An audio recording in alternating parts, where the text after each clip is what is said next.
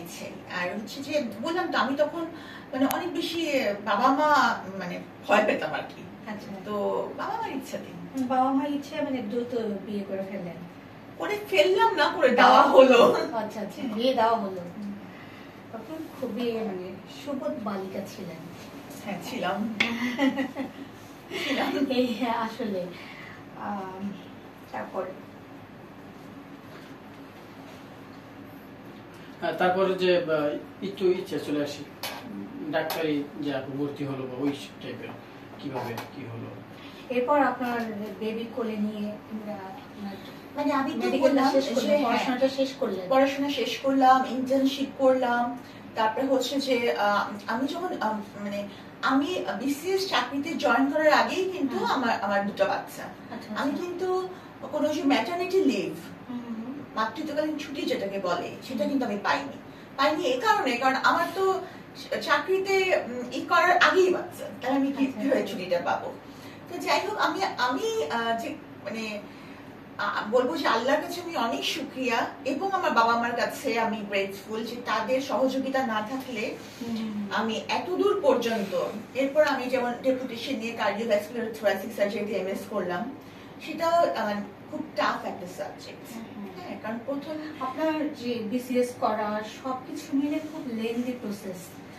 এই ধৈর্য নিয়ে বাচ্চা নিয়ে পড়ে এসছেন, এটা কিন্তু একটা ধৈর্যের ব্যাপার। আমি আমার নামের অর্থই কিন্তু ধৈর্যশীলা। সাবিরিনা শব্দের অর্থই হচ্ছে ধৈর্যশীলা। কোরআন শরীফে একটা আয়াত আছে যে ইন্নাল্লাহা মা'আস সাবিরিন। হ্যাঁ, আল্লাহ ধৈর্যশীলদের সাথে থাকেন, এবং সেজন্যই বোধহয় আল্লাহ এখন আমার সাথে আছেন এবং আমি আপনার সাথে বসে কথা বলছি। কারণ আমার লাইফে যে পরিমাণ উত্থান পতন গিয়েছে, এটা মানে আসলে খুব কম নারীর জীবনেই ঘটে থাকে। মা হিসেবে সাবরিনা কেমন? মা হিসেবে সাবরিনা ভালো না।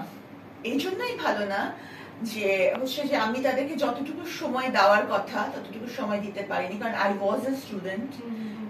হ্যাঁ, মানে আমি খুব ক্যারিয়ার ফোকাস ছিলাম, যেটা এখন আমি আফসোস করি। যেমন আমার বাচ্চারা আমার আম্মাকেই আম্মা ডাকে। হ্যাঁ, তারা কিন্তু মানে আমি তো তাদেরকে ওভাবে সময় দিতে পারিনি, আমাকে ছুটতে হয়েছে ক্যারিয়ারের পেছনে। আমি খুবই ক্যারিয়ার ওরিয়েন্টেড ছিলাম। তো এখন বুঝি সেটা আমার ভুল ছিল। হ্যাঁ, কারণ পরিবারকে সময় দেওয়া উচিত। সবই ছেড়ে চলে যায়, কিন্তু পরিবারই হচ্ছে আসল। হ্যাঁ, তো এই জিনিসটা আমি পরে বুঝেছি আমার লাইফের যে একটা এপিসোড, তারপরে আগে আমি বুঝিনি। তো আমি পুরোটা সময় মানে আমি হাসপাতালে সবকিছু মানে আর এখানে তো প্রচুর সময় দিতে হয় ভ্যাসকুলার সার্জারিতে। যেমন আমার মনে আছে যে আমার মেয়েটার পক্স হয়ে মুখ পুরো ফুলে গেছে, তখন ওর বয়স মানে 2.5 বছর। তখন তো কাজের মহিলাকে বলা আছে সে রাত 9টা পর্যন্ত থেকে